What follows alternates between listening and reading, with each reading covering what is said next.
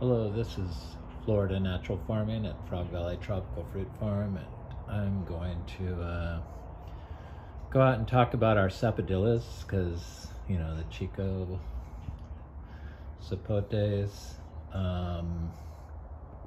because they're really good and we have quite a few of them. I never talk about them for some reason. I don't know, I'm still fascinated with all this other stuff. All these rare aroids, so I'm here looking at these before I go out and do that walk. It's very cold. I mean, 50 degrees, that's cold for here this time of year for sure. And but it'll get up into the 70s today, but it's more like San Diego when it's like this. Cold mornings and warm days, but I'm sure that's gonna come to an end very quickly. But I had Paul from Fruitful Trees here. He's a very nice guy. Very into growing fruit trees. Not very interested in other plants, but that's okay. We all have our own tastes, and those change. So I talked about these variegated aroids I had last time, and I think I forgot to mention the Paraiso Verde. So this is a variegated philodendron that when it's warm out, the variegation comes out more. And so it was a little tissue culture. It was like the size of, well, this is the leaves, the original leaf. I had like 3 of these. So very fast growing even in the winter, and it looks like the variegation's starting to come out. Here's a philodendron, what is it? Ring of Fire. So it has some good variegation, but they're looking good. I'm telling you, these things are so ridiculously expensive, and I know a lot of you are into them because they're just really cool. And just as compost alone, the leaf would be more likely to make mineralized carbon than, say, the leaf of a angel trumpet. So they got high calcium oxalate in them, which reduces to calcium carbonate, liquid, and that binds the soil particles together. All this stuff is connected. Your plant is your best input for your garden.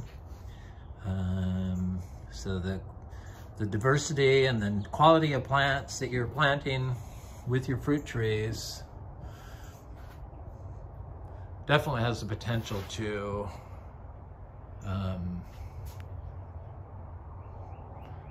push your fruit trees to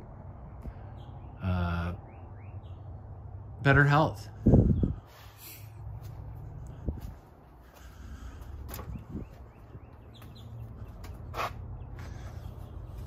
So he said he'd never seen anybody grow this way before, and it was contrary to what other people say, the stuff I say.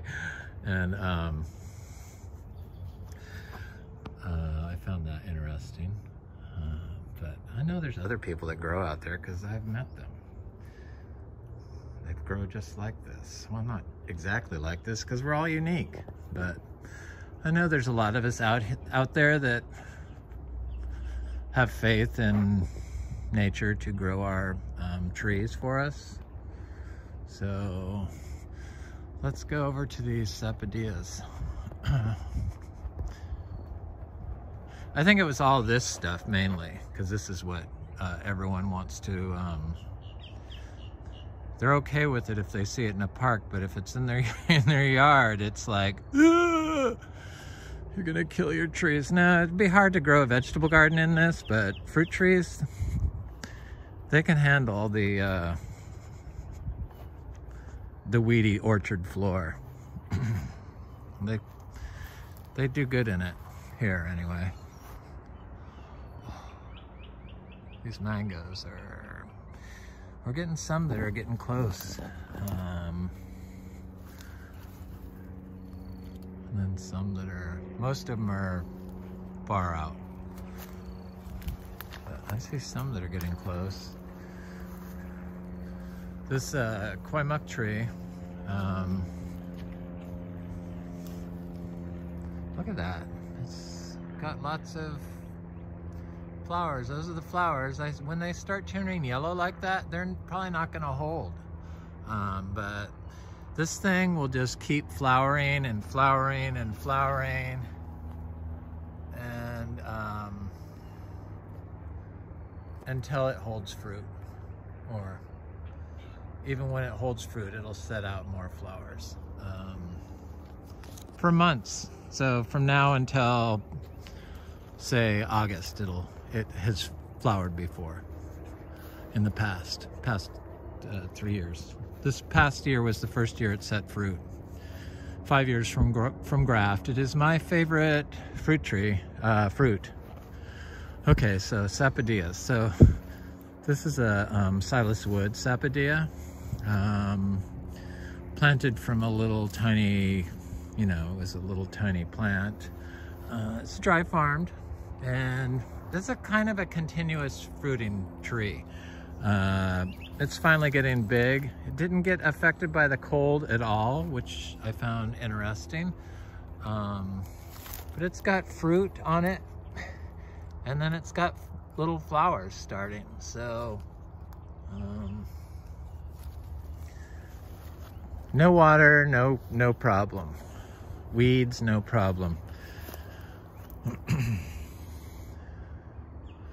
This a sweet tart tree has always been a huge producer for us, but this year I only see a few fruit on it, and it's taking a break, it looks like. So our egg fruit trees, they're looking good. So this Sapodilla got froze back, Silas wood, and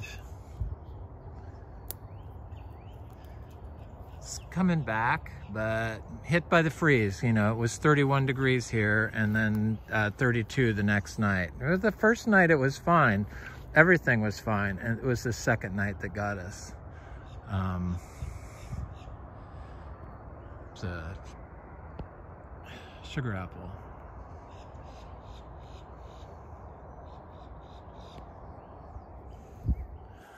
I'm trying to think. Yes, there's another Sapodilla over here. This diamond mango got hit too hard by the freeze, but it's coming back. Let's see if there's any flowers on this jackfruit. This little tiny jackfruit tree produced 8 fruits for us last year, dry farmed.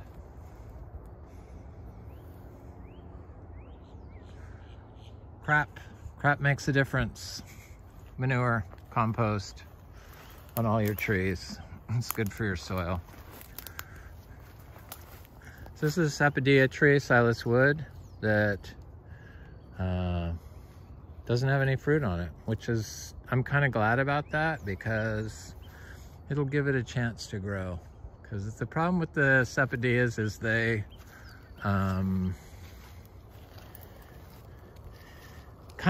grafted ones, they just produce fruit continuously, or if you grow them around here, they do, and they just never grow. Trying to look at what the soil's like here. It's really hard to get to. I'm not gonna bother looking at it.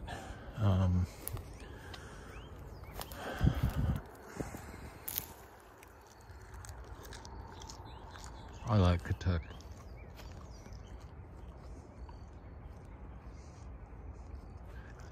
I already did the Garcinias. We're looking at Sapodillas now.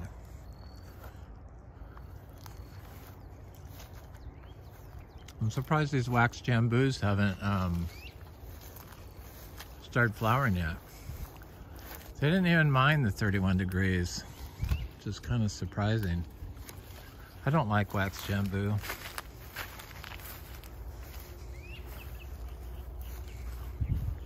I mean, I'll eat it, but it's one of those fruits that if it's fruiting, I won't even bother picking it. I need to do that and sell it, but I don't exactly have anybody ringing my phone off the hook to get wax jambu fruit. So this is a purple hog plum, and it's got lots of flowers on it.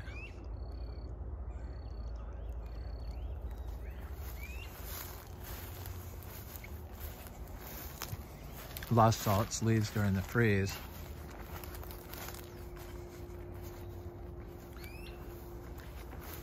So we grow a lot of other stuff, companion plants. Heliconia is one of them that I like. These are heliconias that I divided this winter and planted them with their leaves still, that dead part.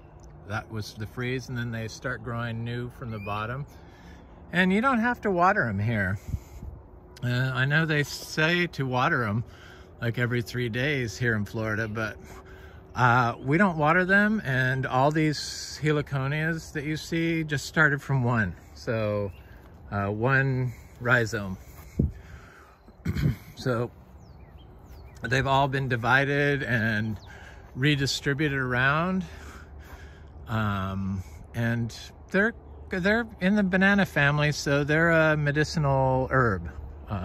You can use them for cooking, and the rhizomes on our least expensive heliconia run at like $20 a rhizome. And we have about, I don't know, I bought over 20, but we probably have like 10 different types of heliconias for sure, I feel comfortable saying. So I bought 10 rhizomes, and these are all part of them. And they've discovered that Heliconia rostrata, they developed a pain medicine from it, from the extracts from it, that's stronger than the pain medicines that we have out now. So I found that very interesting. That was just recently discovered. Look at these orchids. So I buy those little orchids at Home Depot that come in the little mesh bags, you know, that without soil. And I put them in my bushes. And that's what that one is, right? I'm trying to find it. Where are you? Right there, that red one. And it's flowered for the first time. I mean, it's been growing. It was a little tiny one, and it's been growing for 3 years. It's a Verde orchid, but it has a beautiful flower. I love orchids. I like plants. All plants.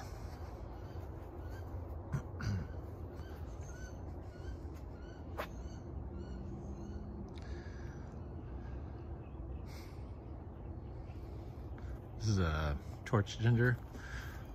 I believe the white one.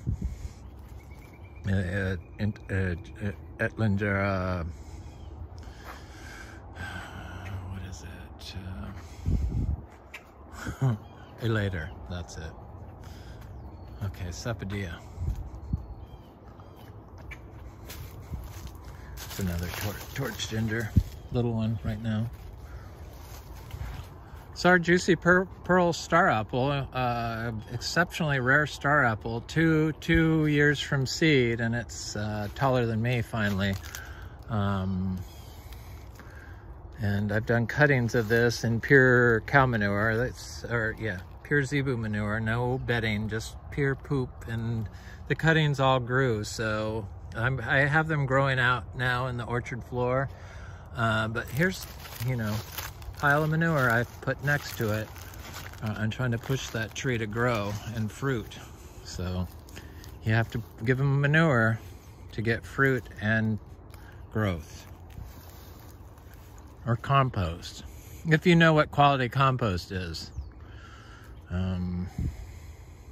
wood chips are not composted. So this is a Sapodilla, unknown variety, but it's the best one we have. And I'm not sure what it is. I bought it at the Rare Fruit Council in Palm Beach 7 years ago and transplanted it over here. It's finally above my head. They take a while to grow. It's the slow road when you're not watering your trees.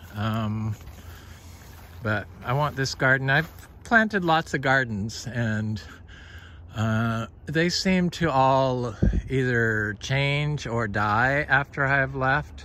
But I want this garden to be able to grow without any assistance, and that's kind of why I planted it, and grow this way. And it's so easy in Florida. It's really a shame that they try to tell you that you can't grow organically in Florida, and that it's hard because there's no nutrients in the soil. Yeah, but if you start planting plants in the soil, then you start getting nutrients in the soil. Because the plants are your nutrients. All these are different nutrients. If you're mowing this, then if I mowed this, then it would destroy the soil. And I would lose my organic certification. Or not lose it, but I would have to get permission to do that. So it's part of our organic farm plan. So this is the Juicy Pearl Star Apple. Or no, it's not Juicy Pearl. This is the giant purple one. I just wanted to see if there's any flowers on it, because it's getting to be 6 years in the ground from seed, and it should really be starting to fruit or flower. So it looks like maybe it might be trying. I'm not sure though. It might be trying. We'll see. Okay, so I'm gonna go down to those other Sapodillas. Maybe I'll go this way. Still got vegetables, which is kind of good. Kale and stuff, and cabbage. I don't have no cilantro, but I could buy that in the store. I guess I got a little bit. No, I don't have enough. The orchids are like, this is their time of year.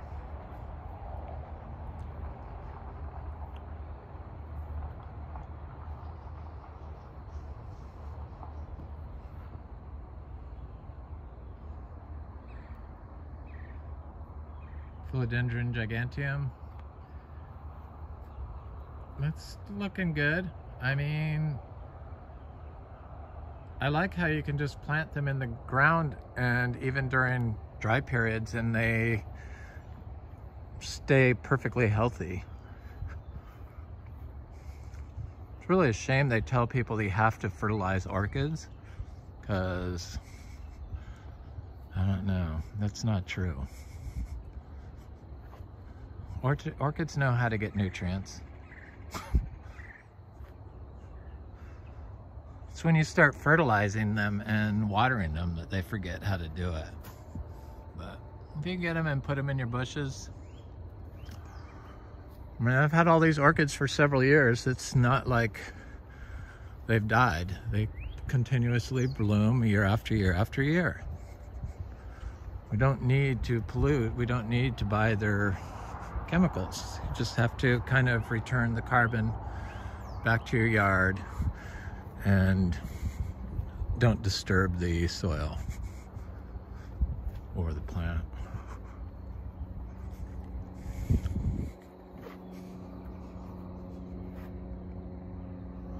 I really want this tree, this African peach, to get big, because it's the fruit looks so good and sounds so good. I mean, it just looks delicious. Noclia latifolia, and it's I make put a leaf in from my medicinal teas I make, because I make fruit leaf teas like out of the cha-cha leaves and citrus leaves and the Noclia latifolia, the African peach leaf, and I like them, and they seem to make me feel better. Can't really tell, but I feel like my mind's a little sharper, and I like it. But that Knockley latifolia, it produces tramadol. When cows are fed the leaves and the fruit from it, they excrete tramadol. Which is so weird. This is Chiangmai 60, and it is just a super producer. I mean, it's kind of amazing, the mulberry. It's not the tastiest mulberry in the world, but it's sweet. It's definitely sweet. I know, a little woodpecker. Okay, I have to go over by these sapodillas here.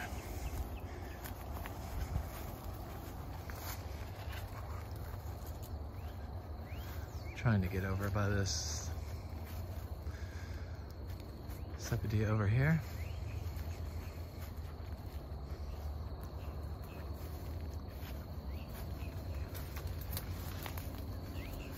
Boy, that mango got fried. It's a shame.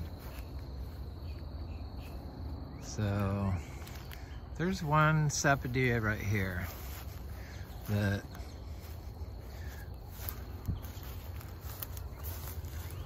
doesn't have any fruit and has been very slow growing, but I know this is a compacted area, so fixing it would have, I mean, putting some bananas in here and a bunch of other stuff in here would have been ideal. And adding, this one got hit by the freeze, and then it's been suffering from the drought. It's a nursery grown tree, Sapodilla tree. But it also would have helped if I would dump some manure next to it, but I only produce so much manure a day, or, you know, not me, but my cows and my donkeys. And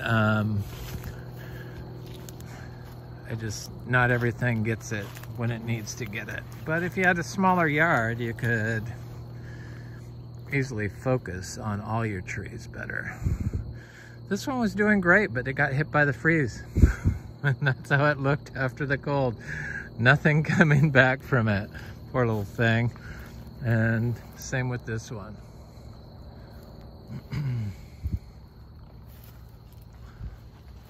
Same with that one. Poor little sapodillas. I've started some from seed finally. So I'm gonna do that. Who knows how long that takes, but I guess I could always graft onto them. Boy, it's looking lush in here. This is what plants like. All these bananas are looking good. Here's that big guava we have that is just a continuous producer. I don't really see any fruit now that's ready. So this sapodilla got it from the freeze, which it was big. It's not coming back. It was pretty tall. It was taller than me, which is a shame. But I do know that this is again, a compacted area. It seems like it's finally getting fixed. There is a sapodilla there that got fried, a smaller one.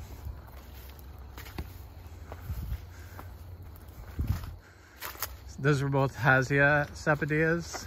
And then here's a big sapodilla that just the lower branches got hit. I hate cold weather. I don't know if I've said that enough, but I I hate it.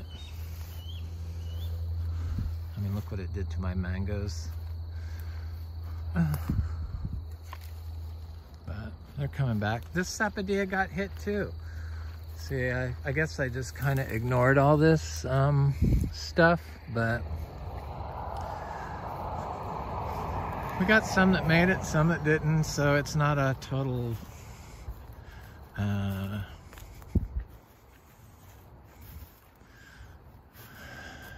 ruination. This little patamba tree. I'm not crazy about patambas. Here's a Sapodilla. This is like our biggest one, and it's a Hasia Sapodilla, and it doesn't have any fruit on it, and it doesn't have any flowers, but it's still cold this morning, so I'm kind of glad it doesn't. Looks like maybe it's trying to do something. I'm sure it'll have fruit. Oh, there's one little fruit there, I see.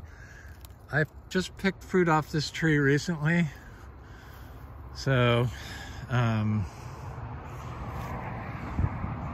they're kind of gotten too sweet for me, the Sapodillas. I mean, I like them, but they're so sweet. It's here's a little Sapodilla that's okay, and then here's one that froze right next to it, a bigger one. It's like, you just never know. But we got mangoes.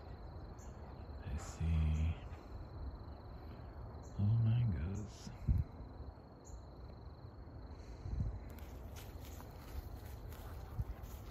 There's a Sapodilla. Looks fine.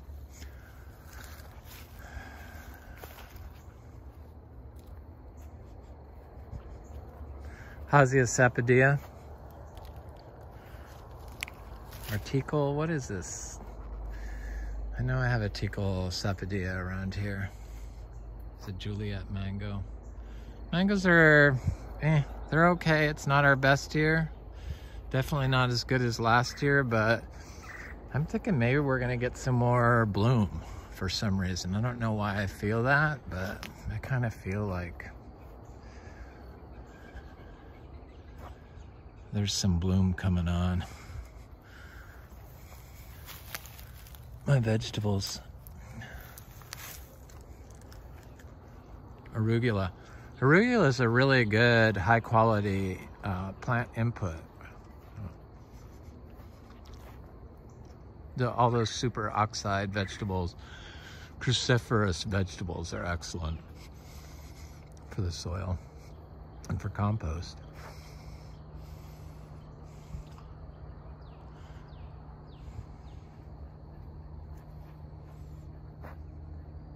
Anyway, it's Frog Valley Tropical Fruit Farm, and this is Florida Natural Farming.